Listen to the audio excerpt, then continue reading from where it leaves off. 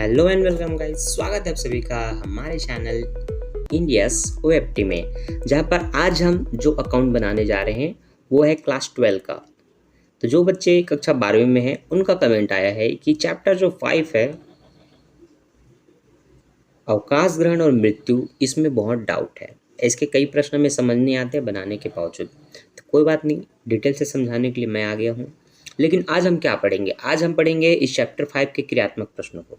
इसका जो थ्योरी है, जिसको आपको डिटेल से पढ़ना है, जानना है, अवकाश ग्रहण क्यों होता है, कैसे होता है, कारण क्या है, इसके बाद उसके उत्तराधिकारी को क्या दिया जाता है, ये सब कुछ जानेंगे थ्योरी डिपार्टमेंट में, जिसका वीडियो इसको आप पहले देख के कंप्लीट कर लो, उसके बाद मिलेगा। ठीक है, तो नेक्स्ट टॉपिक में इसका पूरा थ्योरी आने वाला है। अभी हम जितना हो सके उतना क्रियात्मक प्रश्नों को आज बनाएंगे, सॉल्व करेंगे डिटेल से। ठीक है, तो जो बच्चे इंग्लिश मीडियम के हैं उनके लिए भी इम्पोर्टेंट है, क्योंकि जो आप आंसर यहाँ पर देखेंगे वो हिंदी इंग्लिश दोनों में होंगे। ठीक है, जिसको आप हिंदी में अवकाश ग्रहण एवं मृत्यु कहते हैं, उसी को इंग्लिश में reconstitution of a partnership, retirement and death of a partner, ये चैप्टर का नाम है।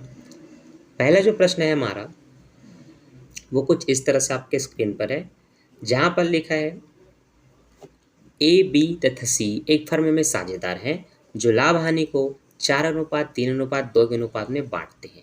ए फर्म से अवकाश ग्रहण करता है, तब शेष जो साझेदार है बी और सी, वो अपने लाभ हानि को पुराने अनुपात में ही रखना चाहते हैं, उनमें कोई परिवर्तन करना ही नहीं चाहते। तब बी सी का नया अनुपात ज्ञात कीजिए। सिंपल सी बात है, ए फर्म से अवकाश ग्रहण करता है, तब जो ए बी सी हैं, ए के जाने के बाद अपना अनुपात क्या दिख रहा है उनको 3:2, वो लोग बस उसी अनुपात में बांटना चाहते हैं। तो हम कहेंगे ए के अवकाश ग्रहण करने के बाद शेष जो साझेदार है बी सी का अनुपात क्या होगा? 3:2 होगा। बस इसी को लिख दो, खेल खत्म। तो सबसे सरल था ना। तो ये सबसे पहला टॉपिक है और सबसे सरल टॉपिक है अनुपात परिवर्तन का। ठीक है, अब देखते हैं हमारा क्वेश्चन नंबर 2। क्वेश्चन नंबर 2 थोड़ा ध्यान से समझिएगा। ठीक है, क्वेश्चन नंबर 2 में बोला गया है एक्स वाई जेड साझेदार हैं जो लाभ हानि को 1/2, 3/10 और 1/5 में बांटते हैं। अब यहाँ पर इनका हर असमान है। जब किसी साझेदार के अनुपात में जो हर दिया गया है वो अगर असमान हो तो पहला काम होता है उनका हरों को समान करना। आगे देखते हैं, एस अवकाश ग्रहण करता है, शेष साझेदार के मध्य लाभ प्राप्ति अनुपात की गणना कीजिए। लाभ प्राप्ति अनुपात की गणना किया जाए बोले तो आपको पुराना माइनस नया करके, नया माइनस पुराना करके बनाना है, जिसको आप कैनिंग रेशियो भी कहते हैं। यह आपका फार्मूला है, डब्बे में जैसे दिए है वैसे अपने कॉपी में एक डब्बा बना के इसको नोट कर लो। ठीक, चलो स्टार्ट करते हैं। सबसे पहले हर समान करने का प्रोसेस। तो हम देख रहे हैं कि यहाँ पर 1/2, 3/10 और 1/5 है, जिनमें से सबसे बड़ा हर आपको नीचे में क्या दिख रहा है? 10 दिख रहा है। तो दिए हुए अनुपातों में जिसके नीचे सबसे बड़ी संख्या होती है उतना ही आपको बाकियों के में लाना होता है, तभी आप इसको हर समान करते हैं। तो चूंकि यहाँ पर 10 है तो इनमें भी 10 लाना है और इनमें भी 10 लाना है। तो एक बात बताओ, जो 1/2 है उसको मुझे 10 में बदलना है। तो बताओ 2 के पहाड़े में 10 कितने बार में आता है? पढ़ो, 2 एकम 2, 2 दूनी 4, 2 तिया 6, 2 चौका 8, 2 पंचे 10। तो उस तरह से तो नीचे में 10 आएगा, लेकिन क्या ये 5 का गुणा सिर्फ नीचे होगा, ऊपर नहीं होगा? तो देखो, जब हर समान करने के लिए नीचे में कोई संख्या का गुणा करते हैं तो वही संख्या ऊपर में भी गुणा होता है। ये नियम है, याद रखना है, भूलना नहीं है। तो 5 एकम क्या हो जाएगा? ये 5 हो जाएगा। इस तरह से पहला जो अनुपात निकलेगा वो 5/10 होगा। अब आती है दूसरी की बारी। दूसरे में पहले से दिख रहा है ना 10, इसलिए उसको बस उतार दो 3/10 करके, वहाँ कुछ नहीं करना है। अगला जो है आपका 1/5 है। अब बताओ 5 के पाड़े में 10 कितने बार में आता है? 10 नीचे में लाना है, ना कि ऊपर में। तो 2 के पाड़े में आएगा 5 दूनी 10। अब नीचे 10 आ गया, 2 का गुणा करने से 2 का गुणा ऊपर भी कर दो तो 2 एकम 2 आएगा। अतः आप कहेंगे तीसरा अनुपात आपका 2/10 होगा। इस तरह से सबके बट्टे में 10 दिखा तो एक बार लिखो। ठीक, अब इनका अनुपात क्या दिख रहा है आपको? 5:3:2, यही इनका अनुपात है। ठीक है, अब इसमें से अवकाश ग्रहण कर रहा है एक्स, तो एक्स के जाने के बाद वाई और जेड का हिस्सा क्या दिखा आपको? वाई और जेड का हिस्सा सिंपल दिख रहा है 3:2। अब आपको लाभ प्राप्ति अनुपात निकालना है, तो लाभ प्राप्ति अनुपात निकालने के लिए नया में से पुराना घटा देंगे। ठीक है, नया पुराना घटाना तो आपको आता है। अभी आपने नया निकाला 3/2 और 3/5, 2/5। ठीक है, पुराना हिस्सा इनका जो 5, 3 और 2 था उसमें आपको याद रखना है इनके बट्टे में 10 आएगा, इनके हर में क्या आ रहा है? 10। इसलिए नया है इनका 3/5 वाई का, उसमें से वो अपना पुराना 3/10 घटाएगा, जेड का नया है 2/5, उसमें से वो अभी अपना नया नया है 2/5, तो अपना पुराना वो 2/10 घटाएगा। इस तरह से जब घटाएंगे तो जैसे यहाँ 10 है वैसे यहाँ 10 होना चाहिए। जोड़ते घटाते समय हर समान करके बनाते हैं। तो नीचे में 10 नहीं है, 5 है। 5 को 10 में बदलने के लिए 2 का गुणा, तो ऊपर भी 2 का गुणा, तो 2 तिया ये 6 हो गया। और नीचे में 2 पंचे 10 आएगा। और ये तो एज इट इज़ 10 के साथ है, तो उसमें हम कुछ गुणा नहीं करेंगे। तो ये 3 का 3 रहा, बस ये 3 दूनी क्या हो गया, ये 6 हो गया। अब दोनों में 10 आएगा, इसलिए एक बार 10 लिखते हैं इस तरह से। 6 में 3 जाएगा 3/10। उसी तरह से यहाँ भी 2 का गुणा करो और 2 का यहाँ भी होगा, तो 2 दूनी ये 4 हुआ। 2 पंचे 10 दोनों में आएगा, इसलिए एक बार 10 लिखे। अब ये वाला 2 इसके साथ घटेगा, तो 4 में 2 जाएगा, 2 बचेगा। तो 2/10 से आपका आंसर है। ठीक है। कहीं भी कोई डाउट होता है बिल्कुल पूछ लिया करो। 3:2 ये दिखा, ये इनका लाभ प्राप्ति अनुपात है। ठीक, आगे देखते हैं। प्रश्न धीरे धीरे आगे बढ़ते जाएगा, तो कंडीशन आपके सामने आते जाएगा। ठीक है, तो देखते हैं हमारा अगला प्रश्न। अगले प्रश्न में कहा गया है XYZ साझेदार हैं जो लाभ हानि को 1/2, 2/5, 1/10 के अनुपात में बांटना चाहते हैं। ये तो बिल्कुल दूसरे जैसा है। यदि जेट अवकाश ग्रहण करता है तो शेष साझेदारों का नए अनुपात ज्ञात कीजिए। बहुत ही सिंपल है। देखो, अवकाश ग्रहण कर रहा है जेट, जो कि तीसरा व्यक्ति है। ठीक है, यहाँ पर भी पहले हर समान कर लो तो ज़्यादा अच्छा होगा। तो सबसे बड़ी संख्या अब यहाँ पर 10 दिख रही है, तो बाकी के में भी 10 लाना है। अब देख के बताओ, जो 1/2 है उसके में 10 लाने के लिए नीचे में 10 लाना है ना। तो 2 के पाड़े में 10 कितने बार में आएगा, 5 बार में। तो 5 का ऊपर भी गुणा, तो 5 एकम 5, 5 दूनी 10। ठीक है, अब जो 2/5 है, 5 को 10 में बदलना है, तो 2 का गुणा 5 दूनी 10, तो 2 का ऊपर भी गुणा, तो 2 दूनी ये 4/10 हुआ। ठीक, इस तरह से मैं कह सकता हूँ पहले के अनुपात में 5, दूसरे के अनुपात में 4 आएगा, और तीसरा तो पहले से 1/10 है। तो नए अनुपात कह सकते हैं 5, 4 और 1 होगा, जो कि यहाँ आपको लिखा हुआ दिख रहा है। ठीक है, यहाँ से जेड अवकाश ग्रहण करता है जो कि लास्ट व्यक्ति है। तो इसके जाने के बाद फिर आपका बाकी लोगों का अनुपात क्या दिख रहा है, 5:4, बस हो गया। तो इनका नए अनुपात पूछता ना, तो नए तो यही होगा जो जाने के बाद बचता है। लाभ प्राप्ति बोलता तो फिर घटाते, तो वैसा तो नहीं बोला गया है। ठीक है, तो एक कॉन्सेप्ट आपको याद रखना है। ठीक, अगला कंडीशन, XYZ एक फर्म के साझेदार है जो लाभ हानि को 5, 4, 3 के अनुपात में बांटते हैं। Y फर्म से अवकाश ग्रहण करता है और उसका हिस्सा XYZ के द्वारा बराबर अनुपात में लिया जाता है। तो XYZ का लाभ प्राप्ति अनुपात ज्ञात कीजिए। अब देखो, ये प्रश्न ऐसा है जहाँ पर जाने वाले व्यक्ति के हिस्से को ये लोग अपने बराबर अनुपात में या किसी निश्चित अनुपात में लेते हैं, लेकिन यहाँ पर स्पष्ट बताया कि बराबर अनुपात में लेते हैं। देखो, सबसे पहले इनका पुराना अनुपात देखो क्या है, तो 5, 4, 3 है, जिसको आप बट्टे में लिखेंगे तो 5/12, 4/12, 3/12 होगा। ठीक है, अवकाश कौन ग्रहण करता है उसका नाम लिखना जरूरी है। तो Y फर्म से अवकाश ग्रहण करता है, इसलिए हमने लिखा Y फर्म से अवकाश ग्रहण करता है। तब एक्स और जेड क्या करते हैं, वाई के भाग को बराबर लेते हैं। बराबर लेंगे मतलब 1:1 के अनुपात में लेंगे। उसी 1:1 को 1/2 कहते हैं। ठीक है, जो कि 2 बार हो जाएगा इस तरह से। समझ आया? तो बराबर जब भी बोले तो ये आपको डायरेक्ट लिखना है, जो कि लिखा गया 1/2। समझ आई बात? आगे बढ़ो और डिटेल से समझो। ठीक, इसके बाद की जो कार्यविधि है ध्यान देना, एक्स और जेड क्या करेंगे, बराबर अनुपात में प्राप्त करेंगे। तो उनके पुराने अनुपात में ये जो नया 1/2 के अनुपात में लेंगे उसका गुणा होगा। तो 4 एकम 4, 12 दूनी 24। अगर ये कटता है तो काट लो, 4 एकम 4 हुआ, 4 छक्का 24 हुआ। ठीक है, उसी तरह से अगला, अच्छा इसको आप जोड़ भी सकते हैं, है ना। तो जोड़ेंगे किस में, इनके नए अनुपात में, है ना। तो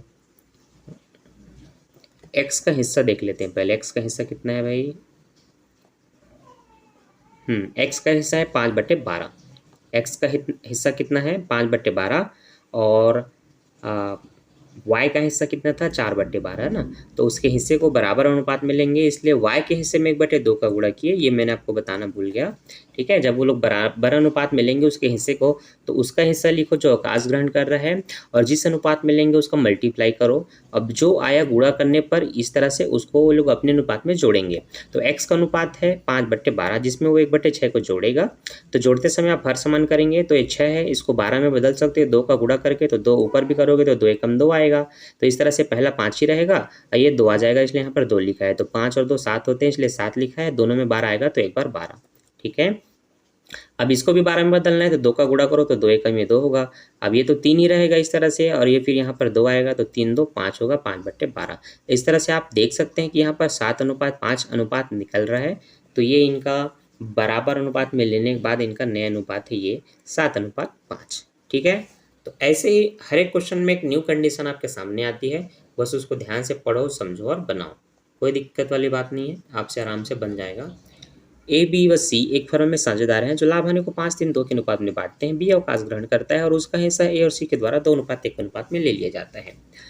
साझेदारों का नया लाभ हानि प्राप्ति अनुपात ज्ञात कीजिए। देखो यहाँ भी सेम चीज़ होगा।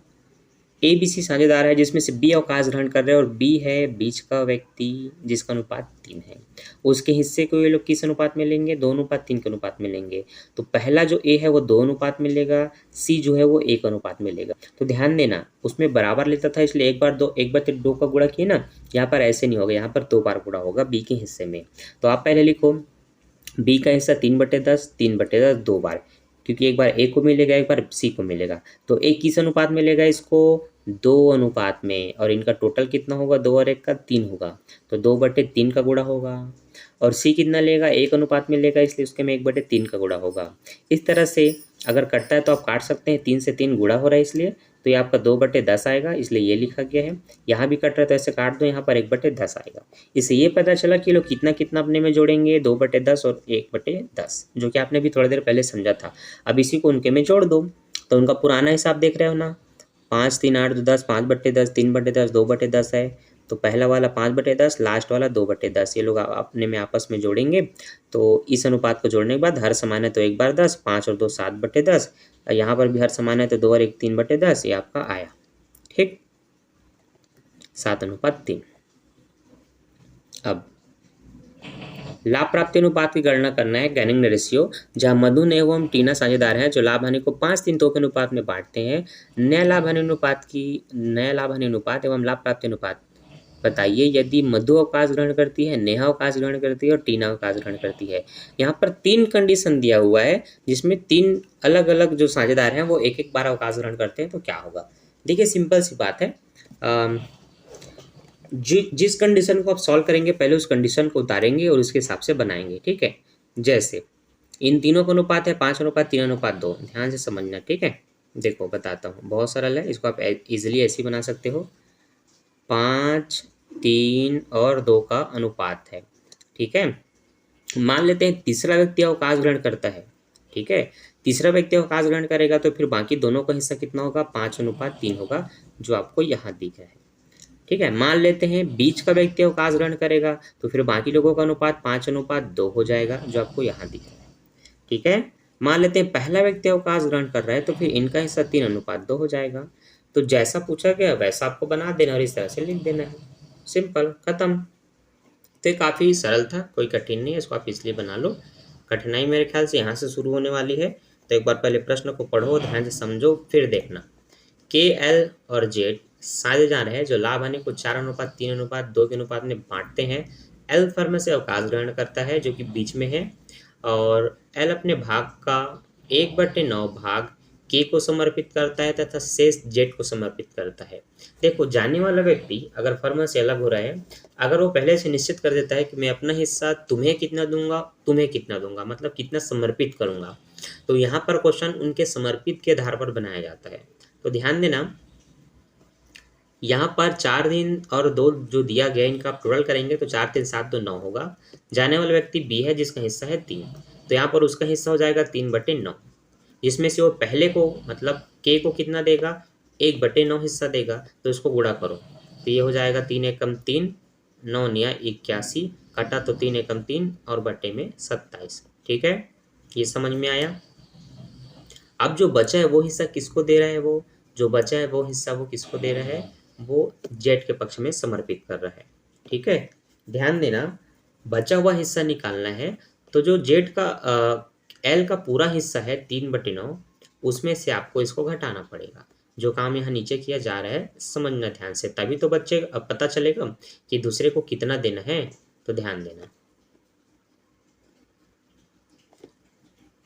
एल के हिस्से में हमने एक्स को देने के बाद जो हिस्सा बचा उसको हम घटा रहे हैं, तो 1/27 उसको देना है, तो यहाँ पर घटाने के लिए हर समान करके घटाना है, तो इसके में 27 नहीं है तो 3 का गुणा कर दो, क्योंकि 9 तिया 27 हो जाता है, तो 3 का ऊपर भी हो जाएगा, तो 3 तिया 9 बटे 27। अब हर समान होगा तो एक बार 27 लिखोगे इस तरह से।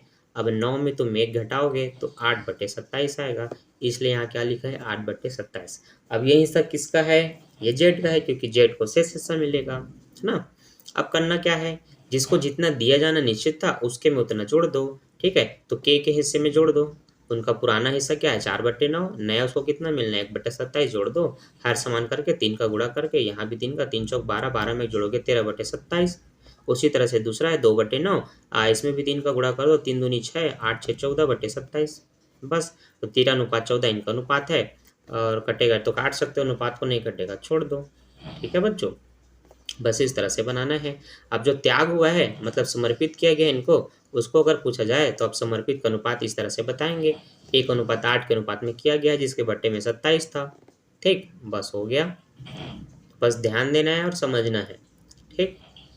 और अभी भी कहीं पर कमेंट कमेंट नहीं, डाउट हो तो आप कमेंट कर सकते हो।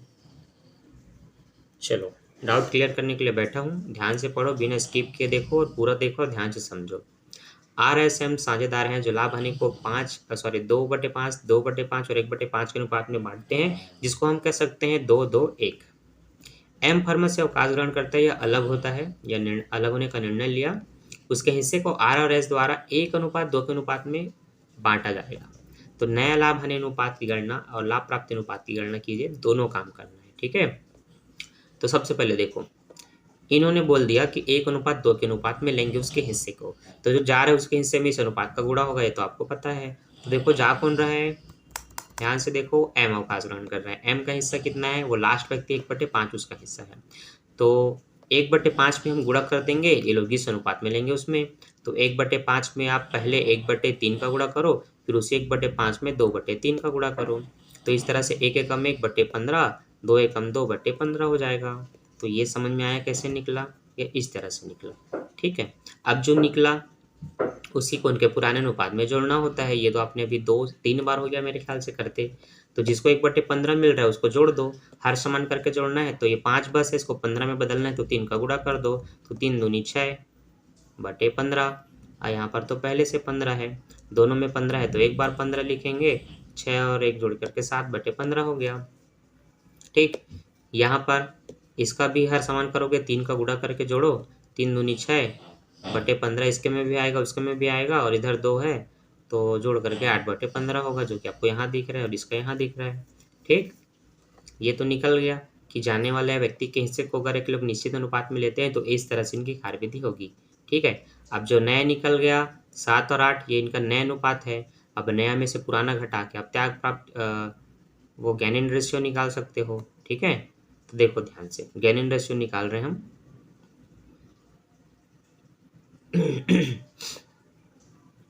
गैनिन रेशियो लाभ प्राप्ति अनुपात का सूत्र लिख देना कि नया माइनस पुराना, ठीक है। नया माइनस पुराना, new ratio minus old ratio अगर आपने लिख लिया तो उनका नया लिखो 7/15, पुराना लिखो 2/5।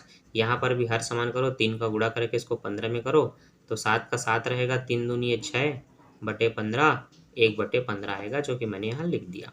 वैसे दूसरे का आएगा 2/15, खेल हुआ खत्म, पहले का अनुपात 1, दूसरे का अनुपात 2, 1:2, ये आपका आंसर है, ठीक।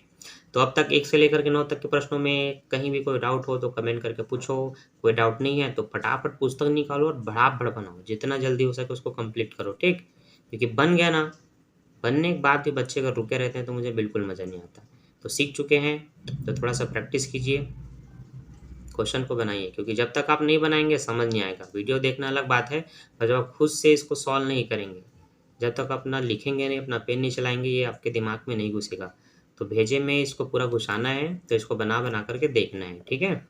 अब जो साझेदार है वो है ABC, जो 5, 4, 3 के अनुपात में लाभ हानि को बांटते हैं। B फर्म से अवकाश ग्रहण करता है। A और C परस्पर लाभ हानि को 3:2 के अनुपात में बांटते हैं। तो AC का नफे का अनुपात ज्ञात कीजिए, ये बोला है। नफे मतलब वही है, नया माइनस पुराना आपको करके निकालना है। तो देखो, पुराना अनुपात दिया है, नया क्या मतलब बांटेंगे उसको भी दिया है, तो दोनों दिया है, तो बस घटा दो यार आपस में, इसमें तो कोई खास काम है नहीं। आपको नया पुराना दोनों पता है तो लिख दो, नया अनुपात ये है, पुराना अनुपात ये है, और दोनों को फिर आप इस तरह से माइनस कर दो। जो आया वो आपका आंसर है। तो और सरल है। ठीक, 10वां देखो। 10वां बोला है ABCD एक फर्म के साझेदार हैं जिनका लाभ हानि अनुपात 1:2:1:2 है। सी फर्म से अवकाश ग्रहण करता है तो ABD ने भविष्य के लाभों को लेकर बराबर बांटने का निश्चय किया। ठीक है भाई, क्योंकि यहाँ पर एक जैसे मिल रहा था तो इससे अच्छा यह है कि भविष्य में बराबर बांट लिया जाए। 3 व्यक्ति बराबर बांटेंगे मतलब 1:1:1, जिनके बटे में 1/3, 1/3, 1/3, 1/3 आएगा, जिसको ये बोला हूँ और ये लिख भी दिया। ठीक, अब ये तो नया है जो बांटना चाहते हैं, और ये जो पहले से है 1/6, 2/6 पुराना अनुपात है। ठीक, अब नया पुराना दोनों पता है, तो जैसे कि 9वां में हमने तुरंत बता दिया कि घटेगा और आंसर आएगा, वैसे यहाँ भी होना है। तो देखो नया में पुराना घटा है, नया इनका 1/3 है, उसमें से इसका पुराना 1/6 घटा है, इसका भी 1/3, इसमें 2/6 घटा है। अरे बस सिंपल सी बात है, घटाओ जोड़ो आंसर लगाओ, बताओ मेरे को क्या रहे। ठीक, अच्छा देखो, ऐसे प्रश्नों में जब कोई माइनस में आता है, जिसका कुछ नहीं आता वो शून्य हो जाता है, जैसे 6 में 6 घटेगा वो शून्य हो गया, 0/18, तो मतलब वो शून्य ही है। शून्य को हम यहाँ नील कहते हैं। नील का तात्पर्य ये है कि उससे कोई भी लेन देन नहीं है, उसका जो भी लेन देन था वो पूर्णतः समाप्त हो गया। जैसे आप किसी से 4,000 लग रहे हो, फिर आपने 4,000 दे दिया, फिर आपने 6,000 लिया, फिर आपने सिर्फ 2,000 दिया, तो आप 4,000 फिर से लग रहे हो। तो जिस दिन आपने उसको 4,000 दे दिया, आपका पूरा खाता बंद, उस दिन वो लिखेगा कि वो नील हो चुका है, उससे ना कुछ लेना है ना उसको कुछ देना है। उसी तरह से इन साझेदारों के में अगर माइनस में आता है, मतलब सॉरी शून्य में आता है, तो इसको आप नील लिखेंगे। ठीक, बस हो गया।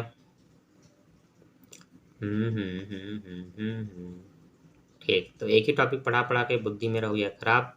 11वां प्रश्न देखो आप बना करके। अच्छा, 11वां में थोड़ा सा अलग है, जैसे कि अनुपात इसमें स्पष्ट देता था बाकी के प्रश्नों में, वैसा इसमें नहीं दिया है। तो चलो कुछ नया मिला है, ये आपको मैं बता दूं। देखो यहाँ पर करना ये है, पहले प्रश्न को ध्यान से पढ़ लो। प्रश्न दिया हुआ है ABC साझेदार हैं जो लाभ हानि को 4:1 के अनुपात में बांटते हैं। बी ने फर्म से अवकाश ग्रहण किया और अपना हिस्सा ए तथा सी में 8,000 रुपये में बेच करके चला गया, लेकिन उस 8,100 रुपये में जो बेचा है उसमें से ए को 3,600 रुपये, सी को 4,500 रुपये का भुगतान किया। ठीक है, मतलब इन दोनों ने भुगतान किया, इन दोनों को बेचा, अब वो लोग उसको पैसा देंगे। तो ए ने 3,600 दिया और सी ने 4,500 रुपये दिया। तो बी के अवकाश ग्रहण करने के बाद इस वर्ष का लाभ 10,500 रुपये था। तो आप ये बताइए कि उपरोक्त में बी का हिस्सा ए और सी में बेचने के संबंध में आवश्यक जनरल प्रविष्टि और नए लाभ हानि अनुपात की गणना, और ए सी को लाभ ए सी में लाभ को बांटिए। लाभ मतलब जो 10,000 रुपये आया। ठीक है, 3 कंडीशन बोला गया, तीनों कंडीशन को सॉल्व करते हैं बराबर। पहली बात तो आती है पंजी प्रविष्टि की। तो देखो, चूंकि बी को पैसा मिलना है क्योंकि बी फर्म से अवकाश ग्रहण करना है, और जिसको पैसा दिया जाना होता है, जो दायित्व होता है, दायित्व हमेशा समाकलन होते हैं। ठीक है, और जो देने वाला होता है ना, देनदार, वो विकलन होता है। तो हम कहेंगे ए का पूंजी खाता विकलन 3,600 से, सी का पूंजी खाता विकलन 4,500 से, टोटल बी के पूंजी खाता से 8,100 रुपये। ठीक है, इस वर्ष लाभ हुआ है 10,500 को, जो इनको बांटा जाएगा तो उनकी पंजी प्रविष्टि होगी लाभ हानि खाता विकलन, लाभ हानि नियोजन खाता, लाभ हानि खाता विकलन 10,500 रुपये, ए के पूंजी खाता से इतना, सी के पूंजी खाता से इतना। ठीक है, इंग्लिश में आप कहेंगे profit and loss appropriation account debit to A capital account to C capital account. ठीक है, यहाँ पर बताएंगे किस अनुपात में आपने निकाला। अनुपात का काम अभी नीचे होने वाला है, ये था सिर्फ पंजी प्रविष्टि। ठीक है, अगला समझो। अगला जो है हमारा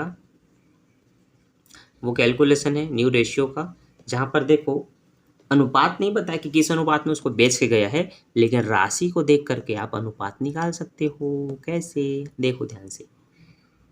3,600 पहले का है, 4,500 दूसरे का है। अनुपात निकालना है ना, पूंजी से अनुपात निकाले हो ना, वैसे यहाँ निकालो। 2 जीरो से ये 2 जीरो को काट दो। अब कटने के बाद क्या बचा 36 और 45, तो वो देखो ऐसे काट लो। 4 निया 36, अरे यार 9 चौक 36, 9 पंचे 45 है ना। तो चलो 9 चौक 36, 9 पंचे 45, 9 से कट गया, 4:5 है। तो ये समझ सकते हो कि उनका हिस्सा 4:5 है। ठीक, समझ आया। ऐसे करके बनाना होता है। आगे बढ़ते हैं।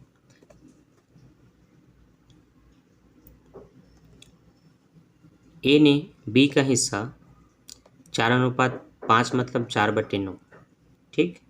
अब बी का हिस्सा कितना था, 3/8 था। मल्टीप्लाई करो, 12/72 आएगा। उसी तरह सी के में जो बी का हिस्सा है उसमें से अब बी का हिस्सा इसका 5/9 हो रहा है, उसका मल्टीप्लाई करो जो आप पहले कर चुके हो, 3×5 = 15/72 ये आएगा। अब इसी को इसके हिस्से में जोड़ो तो ये ए का हिस्सा है जिसमें से ये वाला जुड़ेगा, तो जुड़ने के बाद इसका ये आएगा, कटेगा तो आप काट के इस तरह से ला सकते हैं। फिर उसी तरह से आप सी के में जोड़ेंगे, सी का हिस्सा 1/8 था, उसमें 15/72 जुड़ेगा, तो यहाँ पर 72 लाने के लिए 9 का गुणा करोगे तो यहाँ पर 9 आएगा, 9 और 15 जुड़ेगा तो 24/72, ये भी कटेगा तो काट के आपका 1/3 आएगा। तो इस तरह से आपने लाभ प्राप्ति अनुपात या नया लाभ हानि अनुपात ज्ञात कर लिया, ठीक। अब इसी अनुपात में क्या करेंगे, लाभ को बांटेंगे जो 10,500 है, तो ये अनुपात क्या हो रहा है, 2/3, 1/3, तो 2/3 और 1/3 में हमने दोनों को लाभ को बांट दिया, तो एक को मिला 7,000, एक को मिला 3,500, तो पंजी प्रविष्टि में इसी को लिखा गया है और आपको बताया है यहाँ पर कारण में कि 2:3 के अनुपात में लाभ हानि को बांटा, ठीक। तीनों कंडीशन हो गया सॉल्व। तो ऐसे बनाते हैं इन प्रश्नों को, ठीक है। तो प्रश्न पढ़ो, ध्यान से समझो, फिर बनाओ। तो आप पहले क्या कर सकते हैं, पहले कार्यविधि कर सकते हैं, कैलकुलेशन जो हुआ है, फिर जाकर आप पंजी प्रविष्टि को बना सकते हैं, ठीक है। हाँ, अब ख्याति का संयोजन, ठीक। अब कुछ अच्छा टॉपिक आया, ख्याति का संयोजन। देखो ध्यान से, यही प्रश्न 3 नंबर के होते हैं और पहले के भी प्रश्न 3 नंबर के हैं, ठीक है। चूंकि 3 सेट बनना है ए बी सी, तो किसी के मान लो किसी को ए सेट मिला, ए सेट में मान लो उसको ख्याति का क्वेश्चन मिल गया जो 2 अध्याय का है, तो बी वाले को भी ख्याति नहीं मिलेगा, उसको मिलेगा लाभ, नए साझेदारों के लाभ अनुपात में परिवर्तन, तो उसको समझ लो चैप्टर 3 या 4 का मिल गया सेट बी में 3 नंबर का क्वेश्चन। और जिसको सी मिला उसको खतरनाक मिलेगा, तो उसको समझ लो यहीं से मिलने वाला है। तो जिस दिन आपका पहला पेपर होगा उस दिन समझ जाना कि आपको सी मिल रहा है, तो ज़्यादा चांसेस है आपको बी सी मिलने का, किसी किसी में आपको मिलेगा, तो आप कठिन का तैयारी करके जाओ, ठीक है। तो ये कैसे कैसे क्या क्या मिलेगा वो भी बता दिया। अब चलो हम सॉल्व करते हैं ख्याति का संयोजन, ठीक। तो ख्याति का संयोजन में जब पहले से पुस्तकों में ख्याति विद्यमान नहीं होती तो ए बी सी साझेदार हैं जो 4-3-2 के अनुपात में लाभ हानि को बांटते हैं। ख्याति का मूल्यांकन सिर्फ 18,000 रुपये किया गया। बी के अवकाश ग्रहण करने पर जनरल प्रविष्टि, अरे एक ही बात को 2 बार लिखा है, बी के अवकाश ग्रहण करने के बाद आवश्यक जनरल प्रविष्टि कीजिए, ठीक है। चलो देखो, ऐसे प्रश्नों में सबसे पहले थोड़ा कार्यविधि करना है, उसके बाद पंजी प्रविष्टि होती है, तो कार्यविधि आपको पहले समझाता हूँ, वरना फिर आप कन्फ्यूज हो जाएंगे। तो इनका नया अनुपात है 4:3:2, तो पहले वहीं से कार्यविधि शुरू होगा, ध्यान से देखना और समझना। तो देखो हम लिखेंगे सबसे पहले ए बी सी जिनका अनुपात 4:3:2 है, ठीक है। यहाँ पर बी अवकाश ग्रहण करता है, बी का हिस्सा है 3, तो सबसे पहले जाने वाले व्यक्ति का हिस्सा निकालते हैं ख्याति में से। तो ख्याति 18,000 का लिखो, बी की ख्याति या ख्याति में बी का हिस्सा गुणित 18,000 गुणित 3/9 उसका हिस्सा, 3 एकम 3, 3 तिया 9, 3 छक्के 18, तो निकल गया 6,000 रुपये, इतना मिलना है। अब जितना उसको मिलना है उतना पैसा उसको कौन देंगे, वो तो मर गया, तो उसको बाकी बचे हुए साझेदार देंगे जो कि ए और सी हैं। तो ये लोग किस अनुपात में देंगे, इसके जाने के बाद जो इनका हिस्सा होता है उस अनुपात में देंगे। तो अगर मैं इसको गायब कर दूं तो इनका अनुपात हो रहा है 4:2, मतलब 4/6, 2/6, तो ये लोग किस अनुपात में देंगे, इस अनुपात में देंगे। इसलिए 6,000 में हम गुणा करेंगे 4/6 का, 2/6 का, ठीक है। 1 मिनट ध्यान देना, अगर इसको आप काटोगे तो कटेगा 2 एकम 2, सॉरी 2 दूनी 4 और 2 एकम 2, तो 2:1 आएगा। तो आप इस अनुपात में उसको ख्याति का हिस्सा बांटेंगे। तो आप करेंगे क्या, 6,000 गुणित 2/3 लिखेंगे, 3 दूनी 6 होगा, 2 दूनी 4,000 होगा, तो पहला व्यक्ति 4,000 देगा तो दूसरा व्यक्ति 2,000 देगा। इतना सा काम करना है। आप ध्यान देखो, ध्यान दो, देखो नहीं ध्यान दो और समझो। आप लिखेंगे जो जा रहा है उसको देना है, वो दायित्व है, तो बी का पूंजी खाता विकलन to B capital account debit 6,000 रुपये, 6,000। ए कितना देगा, तो ए के पूंजी खाता से ए का पूंजी खाता विकलन 4,000 और सी का पूंजी खाता विकलन 2,000, ठीक। लिखेंगे ख्याति का संयोजन 2:1 के अनुपात में ए और सी के द्वारा देने पर कुछ भी लिख सकते हैं, कोई दिक्कत नहीं है, सिर्फ ख्याति का संयोजन लिख करके भी बोल सकते हैं, एडजस्टमेंट ऑफ गुडविल। ठीक, समझ आया? एक और बताऊं? चलो बता देता हूँ, रोना गाना नहीं है, चुपचाप बैठे रहो। चलो क्वेश्चन नंबर 13 समझो, उसके बाद फिर छुट्टी ना, वरना दिमाग खराब हो जाएगा, ज़्यादा नहीं पढ़ना चाहिए। हाँ, एक ही सब्जेक्ट को दूसरा सब्जेक्ट भी पढ़ सकते हो अकाउंट पढ़ने के बाद। पी क्यू आर एक फर्म में साझेदार हैं जो लाभ हानि को 5, 4, 3 के अनुपात में बांटते हैं। उनकी पूंजी 40,000, 50,000 और 1,00,000 रुपए है। वे आर के अवकाश ग्रहण करने के पश्चात फर्म में ख्याति का आर के अवकाश ग्रहण करने के बाद फर्म में ख्याति का मूल्यांकन कितना हुआ? 1,20,000 रुपये हुआ। ठीक है, अब ध्यान से देखो, साझेदारों का अनुपात है 5:4:3 और उनकी पूंजी थी 40, 50 और 1,00,000 रुपए, है ना। किस अनुपात में बांटेंगे ये पूछा है, तो ध्यान दो, पहले का इनका अनुपात है 5:4:3। जाने के बाद जा कौन रहा है? आर। आर तीसरे नंबर का व्यक्ति है। आर के जाने के बाद उनका हिस्सा सिर्फ 5:4 दिख रहा है, तो इसमें अब पूछने वाली बात नहीं है, यहीं से समझ में आ रहा है कि इस अनुपात में लोग बांटेंगे। ठीक है, तो नया माइनस पुराना कर दो, तो नया 5/9 हो रहा है, पुराना शायद 5/12 होगा। उड़ा दो इन दोनों को इस अनुपात में, ये जो आया इनका त्याग अनुपात निकल गया, लाभ प्राप्ति अनुपात। ठीक है, अब ये यहाँ भी जो आया है वो भी 5:4 के रूप में आया है, तो 5:4 के रूप में आया है, तो सिर्फ आप 5:4 लिखोगे तो उसके बट्टे में फिर 9 आना चाहिए, है ना। क्या आना चाहिए? 5 और 4 9 होता है। तो जो 1,00,000 की ख्याति उसमें से सिर्फ जाने वाले का हिस्सा देखो, आर का हिस्सा था 3/12 आना है, 3 एकम 3, 3 चौक 12 और यहाँ पर 4 तिया 12, मतलब 30,000 रुपये उसको निकलेगा, जिसको ये लोग किस अनुपात में देंगे? ये 5:9 के अनुपात में देंगे, मतलब 5/9 4/9 के अनुपात में देंगे। तो लिखो पी और क्यू कितना कितना देंगे, तो पी के द्वारा देय ख्याति और क्यू के द्वारा देय ख्याति आप ऐसे लिख सकते हैं, फिर इंग्लिश में तो आपको पता है क्या लिखना है, क्यू शेयर ऑफ गुडविल। तो 30,000 गुणित उनका हिस्सा मल्टीप्लाई करेंगे, डिवाइडेशन करेंगे, आ जाएगा। अब कोई बच्चों को नहीं आता, चलो फिर बता देता हूँ, 5 तिया 15, कितना जीरो? 4 जीरो, ये 4 जीरो लिखा, 9 से भाग करूँगा। हाँ तो देखो, अच्छा यहाँ पर 9 से ऐसे काट सकते हो ना, 3 तिया 9, 3 पंचे 15, तो थोड़ा काट के छोटा कर लो। अब नहीं कटेगा तो अब इसको भाग करो, है ना। तो चलो थोड़ा सा यहाँ पर कार्य विधि को थोड़ी बड़ी करनी पड़ेगी, ये थोड़ा मिटा दूँ। अब ध्यान से देखना ना, इतने में ही मैं कोशिश करूँगा बनाने का और आपको समझाने का। 3 से भाग करूँगा तो 3 एकम 3, 2 बचा, 0 लिखेंगे, 3 छक्के 18, फिर 2 बचेगा, ये वाला 0 लिखेंगे, फिर 3 छक्के 18, फिर 2 बचेगा, ये वाला 0 लिखेंगे, फिर 3 छक्के 18, एक बार और 2 बचेगा, ये 0 को लिखेंगे, 3 छक्के 18, तो 16,666.666 जाते जाएगा। अब दशमलव बाद 5 से अधिक संख्या हो, यहाँ पर 6 है, तो आप इस 66 को 67 में बदल सकते हो, इसलिए ये लिखा गया है। समझ आया? अब इसी तरीक़ा से आप दूसरे का निकाल लो, आपका आंसर आ जाएगा। जिसके दशमलव में 3 3 आते रहेगा तो उसको फिर छोड़ दो, क्योंकि एक इधर से बढ़ गया तो फिर इधर इग्नोर करो। ठीक, ये रहा आपका आंसर। अब अभी के लिए बस इतना ही, बाकी करेंगे कल की वीडियो में। तो आपको शुरू से अभी जो मैंने पढ़ाया था वहाँ तक क्या डाउट रहा, आप बिल्कुल कमेंट करके पूछ सकते हैं, कोई डाउट नहीं, मैं आपको फिर से बता दूंगा अगले वीडियो में। तो इसी तरह से अगर आप चाहते हैं कि घर बैठे बैठे बोर्ड एग्ज़ाम की तैयारी हो जाए, अकाउंट में 75 में 75 नंबर ला करके आप पास हो जाएं, देखो इतनी खुशी है कि 75 में से 70 मिल जाएगा, ऐसा लग रहा है आपको। तो आप चाहते हैं कि अकाउंट के सारे प्रश्न बने, साथ ही साथ आईएमपी क्वेश्चन क्या होते हैं, आईएमपी थ्योरी क्या होती है, ये सब अगर आप जानना चाहते हैं तो फिर बने रहिए मेरे साथ इस चैनल में, जिसका नाम है Indians OFT online free teaching. ठीक है, तो मैं मिलता हूँ नेक्स्ट वीडियो में।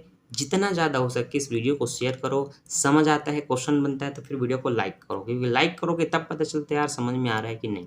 ठीक है, तो दोस्तों के साथ शेयर जरूर करें। मैं मिलता हूँ नेक्स्ट वीडियो में। Bye, thanks for watching, bye bye.